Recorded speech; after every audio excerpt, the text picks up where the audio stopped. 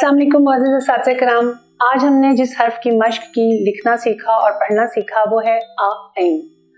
आ अगरचे अलिफ से मिलती जुलती आवाज़ों में से ये है, लेकिन इसको थोड़ा सा हल्क से निकालने की कोशिश करेंगे। आ ऐन, आ ऐन हल्का सा दबा के अपनी आवाज़ को और ज़बान के साथ मिला के, तो आ ऐन उकाब, आ ऐन अमारत, आ ऐन ऐनक। बच्चों को इसकी हम बार बार पहचान करवाएंगे चीज़ें सामने रखकर, तो वो अच्छी तरह से उनको याद हो जाएगा कि आ ऐन से क्या चीज़ बनती है।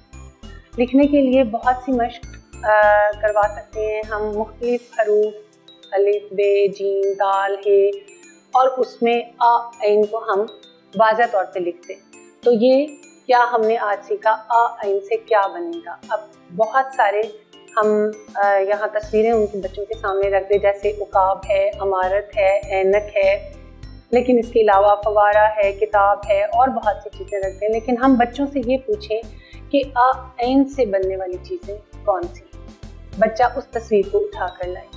इस तरह से हम रेत पर लिखकर या नमक पे जो भी ट्रे में हम डालकर एक मश्क करते हैं, ताकि बच्चे को अच्छी तरह से उसको लिखने में आसानी हो जाए। हल्का सा सी बना के, छोटा सा घुमा के ऊपर, लेकिन मुकम्मल दायरा नहीं बनाना, आधा दायरा और फिर नीचे से घुमाकर लाइन के आधा नीचे लेकर। ये हमारी लिखने की मश्क हो जाएगी। बच्चों को इसकी बार बार जब मश्क करवाएंगे तो यकीनन उनको अच्छी तरह से याद हो जाएगा।